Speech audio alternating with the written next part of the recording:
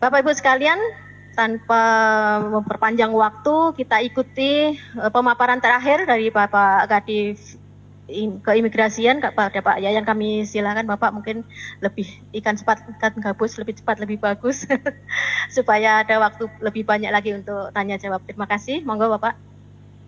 Terima kasih Ibu Kus, Kalau Moderator. Assalamualaikum warahmatullahi wabarakatuh. Yang terhormat Pak Baroto, Pak Umar, dan salam kenal juga Ibu Farida.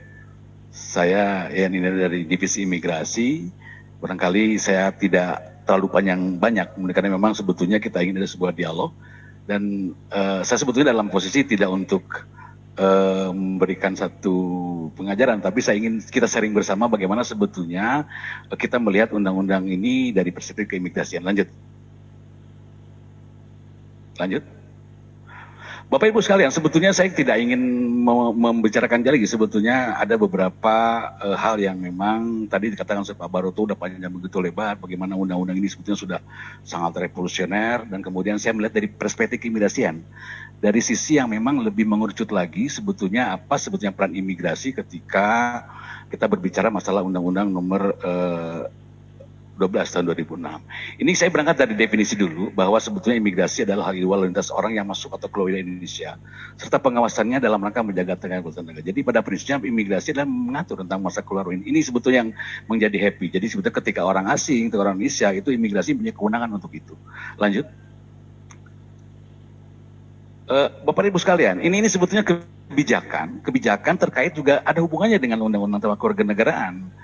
Imigrasi memiliki sebuah kebijakan yang disebut dengan selective policy, artinya bahwa adalah orang yang memberikan manfaat saja, kemudian orang yang tidak juga membahayakan keamanan dan ketertiban umum. Sebetulnya dua. Jadi ketika ada orang Indonesia yang memberikan manfaat boleh masuk, dan kemudian juga ada orang asing yang memang tidak membahayakan juga boleh masuk. Ketika orang tidak berikan manfaat, tidak membahayakan, untuk ngapain? Di kita pun sudah banyak persoalan-persoalan yang memang sebetulnya yang tidak bermanfaat juga. Ditambah lagi ketika orang tidak bermanfaat menjadikan sebuah beban negara. Nah, ini barangkali harus ada filter-filter yang memang sesungguhnya filter ini bisa memberikan bawaan lebih nyaman lagi, lebih aman lagi. Karena bagaimanapun juga ketika orang masuk ke Indonesia itu harus melalui tempat pemeriksaan imigrasi. Nah, ini harus difilter. Kita ingin bahwa orang yang masuk ke Indonesia adalah memberikan manfaat, kemudian juga tidak memberikan sebuah membayang keamanan dan ketertiban umum. Ini yang barangkali frame-nya adalah ini. Yang ini ingin sekali bagaimana sebetulnya konsep-konsep ketika bagaimana perkiraan campuran juga adalah kita berpedoman kepada ini. Jadi kenapa negara juga tidak harus mengabulkan orang perkiraan campuran, kemudian orang juga ketika orang masuk Indonesia ditolak untuk pulang, karena memang kebijakan ini sebetulnya yang kita miliki. Lanjut. Bapak Ibu sekalian, mungkin ini ada definisi saja. Sebetulnya ada warga negara Indonesia. Siapa yang maksud dengan warga negara Indonesia itu ada dua sebetulnya. Yang dimaksud dengan warga negara Indonesia adalah asli warga Indonesia, yang bangsa Indonesia asli adalah orang Indonesia yang menjadi warga negara Indonesia sejak kelahirannya dan tidak pernah menerima kewarganegaraan lain atas kehendak sendiri. Ini yang disebut dengan bangsa Indonesia asli. Dan kemudian juga ada orang bangsa lain yang dilakukan dengan yang disahkan dengan undang-undang sebagai warga negara. Ini barangkali yang seperti tadi dikatakan Pak Baroto tadi, ada beberapa yang memang karena memang dia karena warga negaraan, ada perolehan, ada pemberian. Ini barangkali yang kita akan bahas, diskusikan lagi nanti. Lanjut. Tadi sudah dibahas juga Ibu Farida bahwa perkawinan campuran ini adalah perkawinan antara dua orang di Indonesia tunduk pada hukum yang berlainan karena perbedaan kewarganegaraan salah satu pihak berkewarganegaraan Indonesia. Ini yang menjadi persoalan kenapa diakomodir bahwa perkawinan campuran ini, karena memang sebetulnya impact-nya adalah ketika ada sebuah perkawinan campuran, kemudian ada sebuah berbeda dengan kewarganegaraan, ini kan ternyangkut dengan masalah bagaimana sebetulnya posisi anak di sini. Ini bagaimana sebetulnya undang-undang ini bisa mengantisipasi ini. Lanjut. Nah, Bapak Ibu sekalian, ini mungkin subjek ABG, anak berukuran ganda. Ini ada pasal 4C, pasal 4D, pasal 4I, 4L, dan kemudian pasal 5. Nah, ini barangkali yang bisa dibaca saja. Tolong diperbesar lagi. Ini barangkali yang memang subjek karena terbatas, karena memang ini adalah bagaimana sebetulnya peran imigrasi di dalam rangka memberikan sebuah kepastian hukum kepada mereka, dan makanya sebut apa yang mereka menjadi punya hak dan punya kewajibannya. Ini yang memang sebetulnya subjek karena terbatas di dalam Undang-Undang Nomor 26. Ini bagaimana sebetulnya hak anak, hak dan kewajiban daripada keapilan dari perkawinan campuran. Ini mungkin saya tidak harus membicarakan apa yang maksudnya pasal 4C, pasal 4D, pasal 4H, itu nanti bisa dilihat. Lanjut.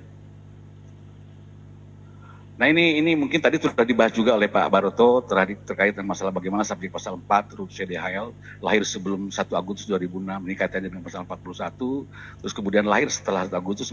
Ini barangkali kita melihat bahwa lahir setelah 1 Agustus itu kan begitu otomatis saja mereka bisa mendapatkan affidavit. Ini yang memang sebetulnya lebih kepada kita konsen seperti ini. Jadi sebetulnya ada dua, satu lahir sebelum 1 Agustus, itu memang kepada pasal 41 diberikan kesempatan untuk 1 tahun. Kalau tidak, ya itu bagaimana nanti kita akan diskusikan bersama. Kemudian juga lahir setelah 1 Agustus 2006 itu secara otomatis. Lanjut. Nah, Bapak Ibu sekalian, imigrasi adalah melihat dari cara bagaimana pendaftaran anak berkeluarga ganda dan permohonan fasilitas keimigrasian. Ketika di wilayah Indonesia itu mendaftar kantor imigrasi setempat yang wilayah kerjanya meliputi tempat tinggal anak berkeluarga ganda. Kalau di Jogja ya di Jogja.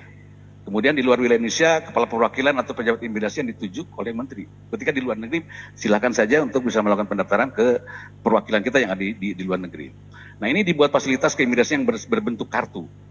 Kemudian dapat diberikan paspor RI dengan penerapan cap, subjek ganda terbatas, dicatat dalam buku register sendiri, masa berlaku paspor dibatasi hanya sampai anak dengan berusia 21 tahun. Setelah itu mereka tinggal memilih apakah memang mau lepasan warga negara Indonesia atau tidak.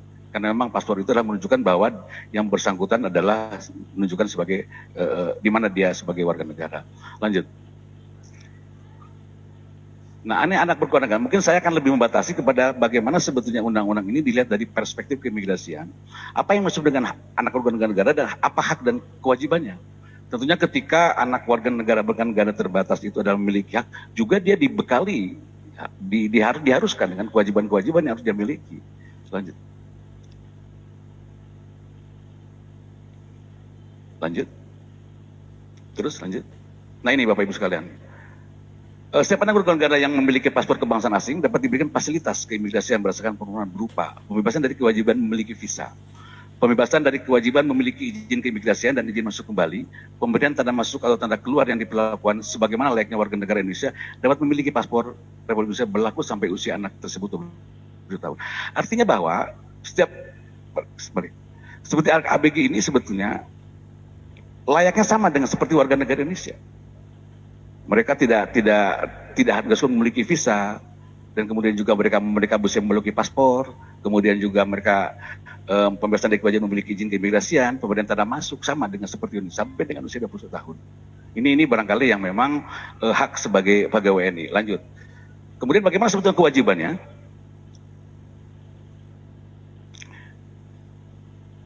Nah, kewajibannya adalah harus mendaftar. Ketika ada hak, maka harusnya ada kewajiban. Harus mendaftar ketika ada di Indonesia, kepala kantor imigrasi sesuai dengan domisili. Kalau di luar negeri, kepala perwakilan RI yang ada di luar negeri.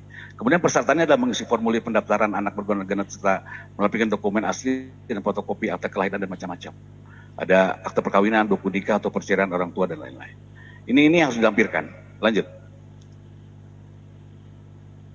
Ini juga ketika dibuat tadi sudah lanjut.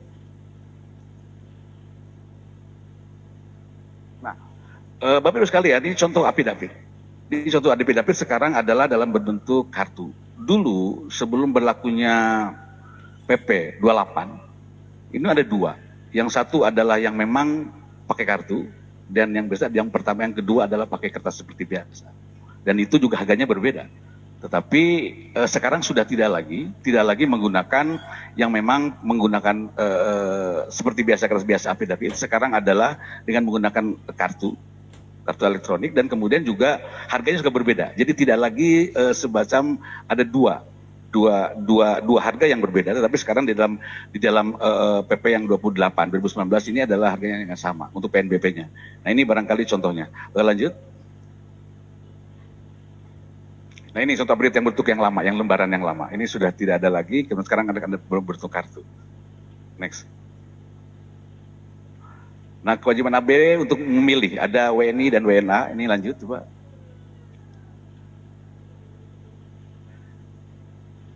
Nah, ini diamatkan dalam pasal 6, Pak. Dalam Undang-Undang 12 2006, kewajibannya memilih keluarga negaraan bagi ABG, pelaksana dalam waktu paling lama 3 tahun, setelah berusia 18 tahun, itu memang harus melakukan kewajiban memilih. Dan belum usia 18 tahun, belum sudah kawin juga harus memiliki keluarga negara atau keluarga asing untuk memilih. Tetapi bagaimana lalai memilih atau melewati batas waktu memilih, otomatis melepaskan keluarga negaraan. Ini yang harus barangkali kita diskusikan bersama nanti sebetulnya apa yang dilakukan. Tapi dalam perspektif keimigrasian, ketika lalai memilih batas, karena memang nyangkut tentang masalah kepastian hukum. Ini adalah otomatis melepaskan keluarga negara RI-nya dan menjadi WNA. Izin tinggal apa nanti kita akan diskusikan bersama. Lanjut. Nah itu lanjut lagi. Bapak Ibu sekalian, bahwa tata cara memilih ini, lihat di Permen nomor 22 tahun 2022, ini ketika memilih Indonesia, memilih asing, memilih Indonesia dan memilih asing, ini sudah tampak. Bahwa sebetulnya untuk di wilayah Indonesia harus kantor wilayah Kemenkumham dan kantor imigrasi. Ketika memilih, meneruskan menyempurnakan memilih penegaraan Indonesia kepada Direktur Jenderal Administrasi Hukum, mencabut affidavit, kemudian memutihkan data, membentuk tanda terima penyampaian. Begitu juga ketika di luar Indonesia sama, menerima pengambilan para keputusan Menteri Hukum dan HAM. Kemudian juga mencabut affidavit, ini sama Pak. Jadi ketika memang memilih, ketika di luar datang kantor imigrasi, dan ketika di luar silakan untuk datang perwakilan kita yang berada di luar negeri. Lanjut. Nah Bapak Ibu sekalian, konsekuensi tidak memilih, ABG melewati usia 22 tahun dan tidak memilih kewarganegaraan, pilihan kewarganegaraan dan menjadi WNA. Ini barangkali tadi sempat didiskusikan oleh Ibu Farida, ini harus seperti itu, tapi ada sebuah kepastian hukum yang memang jelas harus dilakukan. Karena diberikan spare waktu dalam 41 itu dalam 4 tahun begitu luar biasa. Itu waktu-waktu yang memang sebetulnya long term yang memang harus dimanfaatkan kesempatan itu sebetulnya. Lanjut. Nah, Bapak Ibu sekalian, bahwa anak warga negara ganda yang belum memilih salah satu kenegaraan, ini harus mencabut paspor RI. Jadi ketika tidak memilih warga negaraan, bawa imigrasi, mencabut paspor RI, affidavit dan petikan keputusan Menteri Hukum dan HAM tentang keluarga negaraan harus dicabut ini. Ada kepastian hukum harus dicabut. Karena ketika dia sudah diberikan kesempatan pasal 41 4 tahun, tidak dipergunakan ini. Dan ini bagaimana sebetulnya ketika untuk dia memang harus jadi WNA, dicabut paspornya, affidavit dan keputusan hukum juga diambil. Lanjut. Ini bagian penting bagaimana sebetulnya regulasi ini menjadikan ada sebuah kepastian hukum. Nah, ini bagaimana model perencanaan hukum, ada permohonan pasal 8, pasal pernyataan pasal 19, pasal pemberian, ada perolehan juga. Ini barangkali yang memang bagaimana seorang memperoleh keluarga negara Indonesia dalam pasal. Lanjut. Nah, ini menjadi sebuah bagian penting ketika kita berbicara tentang bagaimana sebetulnya perspektif imigrasi melihat undang-undang ini. Yang pertama adalah affidavit sebetulnya Pak. Affidavit itu adalah dalam bentuk elektronik yang memang diterapkan sebagai sebuah bentuk bahwa dia adalah memiliki ganda terbatas. Ya ketika ada affidavit, dia bisa mengajukan paspor. Boleh memiliki paspor asing, ketika masuk juga boleh bebas seperti warga negara kita. Ini kan begitu luar biasa. Negara ada sebuah pelindungan kepastian hukum dan memberikan bahwa ada kemudahan-kemudahan yang harus dilakukan. Maka dengan undang-undang ini memang luar biasa juga, berikan sebuah kemudahan-kemudahan. Nah, ini bagaimana sebetulnya perspektif imigrasi melihat ini ada skim Pak. Skim itu adalah dokumen keimigrasian yang muat keterangan mengenai masa tinggal warga negara asing di wilayah Indonesia selama 5 tahun berturut-turut atau 10 tahun tidak berturut-turut sebagai salah satu persyaratan permohonan kewarganegaraan Republik Indonesia, baik melalui proses kewarganegaraan maupun menyampaikan pernyataan. Jadi bahwa skim ini adalah merupakan sebuah jembatan seseorang untuk bisa menjalankan kewarganegaraan. Ketika tidak ada skim maka tidak akan memungkinkan mereka untuk jadi warga negara.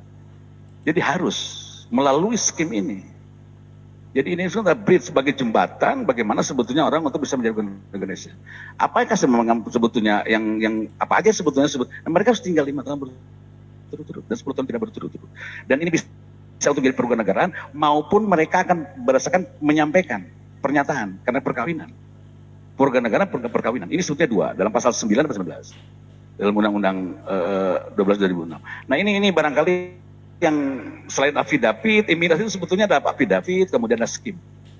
Ini yang memang barangkali yang harus dilakukan. Seperti apa sebetulnya untuk memperoleh skim? Nanti kita akan lihat persyaratan-persyaratan seperti apa. Lanjut. Nah ini, untuk skim ini. Ini diatur dalam surat edaran izin Pak. Dalam Permenkumham dan kemudian ada buat perwarganegaraan ada pernyataan. Jadi skim itu dalam perwarganegaraan ada paspor kebangsaan, ada ITAP. Ini ITAP Pak. Prinsip di dalam perwarganegaraan itu ITAP. Kemudian juga ada surat tambahan IMTA, akte perolehan perusahaan, tanda daftar perusahaan, dan secara tambahan juga rekomendasi dari BKPM, surat izin usaha, dan lain-lain. Tetapi kalau pernyataan, ini berbeda lagi. Ini ada paspor kebangsaan yang masih berlaku, ITAS atau ITAP. Jadi artinya kalau perorangan itu harus ITAP untuk mengajukan skim, tetapi kalau misalkan ini, bisa juga ITAS, tetapi tetap harus 5 tahun. Jadi ITAS yang terakhir itu bisa mengajukan bahwa yang bersangkutan adalah bisa mengajukan skim. Tetap. Tapi kalau misalkan perorangan itu 5 tahun ITAP-nya, tetapi kalau misalkan pernyataan itu adalah pada saat ITAS terakhir atau ITAP. Ini ada sebuah kemudahan-kemudahan yang memang di dalam surat edaran ini adalah seperti ini. Lanjut. Nah, di dalam perorangan negara memang ada satu mesti formulir, ada menunjukkan paspor kebangsaan, 5 tahun berturut tidak terdaftar dalam daftar cekal, cegah tangkal, kemudian ada pas foto, ada nomor pokok wajib dan lain-lain. Ini peserta-peserta yang memang sebetulnya bisa dilihat di web kita, di imigrasi.go.id, sebetulnya tentang bagaimana persyaratan ini. Lanjut. Nah, ini perorangan negara persyaratan khusus, Pak. Tidak semua juga orang bisa menjadi warga negara Indonesia. Karena tadi adalah kita sudah punya frame-nya bahwa kita adalah hanya orang yang memberikan manfaat. Tidak semua orang bisa jadi warga negara Indonesia. Jadi kalau warga negara itu ada tenaga kerja asing yang pimpinan tertinggi perusahaan. Kata Mr. Cho tadi, dia punya perusahaan, dia punya modal memberikan, ketika datang ke Indonesia juga memang bisa memberikan pekerjaan yang begitu luar biasa, ada investasi yang begitu luar biasa. Ini sebetulnya kita rindu dengan orang seperti ini. Jangan kemudian orang-orang hanya biasa aja warga negara Indonesia, kasihan juga kita. Sudah beban terlalu banyak, kemudian juga banyak orang terlalu banyak juga. Jadi ketika ada dengan warga negara itu ada hanya orang tertentu saja. Kita dibatasi yang seperti tadi. Katakan bahwa tenaga asing yang pimpinan tertinggi perusahaan, yang pembidakan tenaga asingnya ada akta pendiriannya sebagai penanam modal dan memberikan surat keterangan terakhir dari Badan Koordinasi Penanaman Modal ini. Dan kemudian juga ada rohaniawan, harus melampirkan surat rekomendasi dari Kementerian Agama. Ini barangkali yang memang warga negara memang ada spesialisasi. Tidak semua orang juga bisa melakukan itu. Lanjut.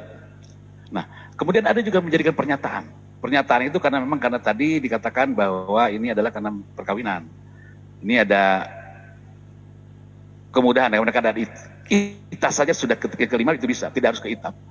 ITAS atau ITAP itu bisa dilakukan. Dan ini adalah merupakan satu pengecualian terhadap memang dalam pernyataan menjadi WNI harus melakukan sebagai dengan pernyataan. Dalam imigrasi adalah harus mengisi formulir, ada paspor kebangsaan yang sah dan masih berlaku, ada izin tinggal tetap ya atau ITAT. Nanti masih akan berlaku dan izin tinggal tetap ataupun ITAS yang sah dan masih berlaku, kutipan akte nikah dan lain-lain. Itu bisa diunduh lah, bisa diunduh nanti bagaimana sebetulnya peserta-peserta. Tapi yang jelas bahwa ini ada sebuah kemudahan.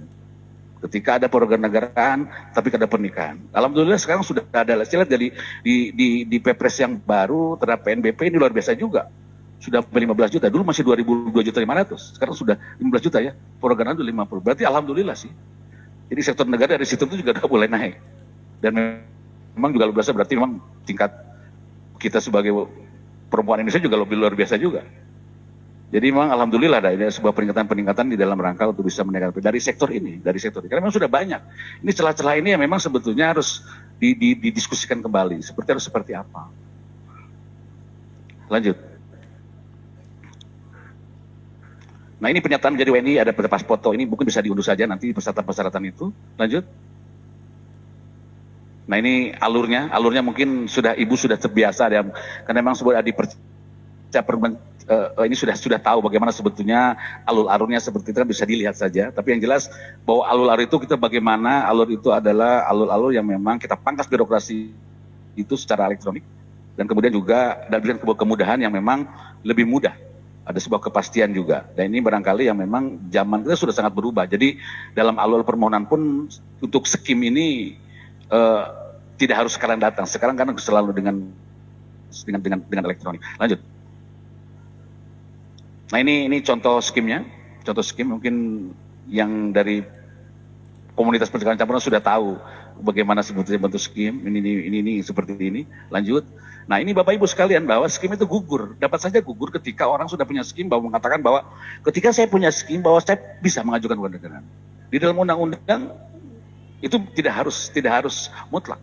Yang pertama adalah izin tinggalnya habis masa berlaku dan tidak bisa diperpanjang. Ketika habis berlaku udah punya skim, kemudian itu juga gugur. Kemudian meninggalkan wilayah Indonesia dan tidak kembali melebihi batas masa berlaku izin masuk kembali. Hati-hati di izin masuk kembali yang dimiliki itu juga gugur. Jadi ketika sudah punya skim, dia pulang ke luar negeri, kemudian masa berlaku izin masuk kembali yang dimilikinya itu gugur juga. Skim itu gugur, mengajukan lagi dari awal. Atas kemajuan sendiri meninggalkan wilayah Indonesia untuk tidak kembali lagi. Saya mau pulang lah ke luar negeri, ketika kembali juga itu gugur. Kemudian juga mendapatkan keputusan perceraian yang berkekuatan hukum tetap.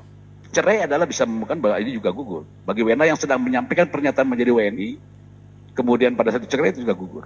WNA yang sedang mengajukan warga negara yang status izin tinggal tetapnya diperoleh karena penyatuan keluarga, itu juga gugur. Mendapatkan keputusan pencegahan dan penangkalan, itu juga gugur. Dikenakan tindak keimigrasian atau meninggal dunia, ini juga gugur. Jadi memang bahasa-bahasa gugur ini adalah bahasa-bahasa yang memang sebetulnya bahwa skim itu sesuatu yang memang tidak mutlak. Tidak ada lah yang mutlak di dunia ini. Ada beberapa garis-garis yang mengatakan bahwa itu tidak bisa dikatakan kategori gugur. Lanjut. Nah ini Bapak Ibu sekalian, terkadang memang banyak sekali orang bisa melakukan satu upaya mendapatkan jadi warga negara dengan cara perkawinan semu. Perkawinan itu kan sebenarnya sangat memudahkan dalam 19. Banyak sekali sebetulnya orang-orang tinggal kitanya saja. Memberikan manfaat atau tidak nggak usah. Memberikan manfaat silahkan. Nah ini barangkali yang karena frame kita karena seperti itu. Ini banyak sekali perkawinan semu. Tapi di cover di dalam undang-undang keimigrasian bahwa dalam pasal 135-nya ini setiap orang yang melakukan perkawinan semu dengan tujuan memperoleh dokumen keimigrasian dan atau untuk memperoleh status kewarganegaraan Republik Indonesia dipidana dengan pidana penjara paling lama 5 tahun dan dipidana denda paling banyak 500 juta rupiah. Ini barangkali Pak, banyak sekali orang-orang hanya kawin semu, setelah itu menjadi warga negara mereka tinggal. Nah ini barangkali yang memang harus dibuktikan juga di pengadilan seperti apa, dan kemudian juga kita harus bisa melihat jeli ketika ada menjalankan program. Kita memang harus cek on the spot, betul atau tidak.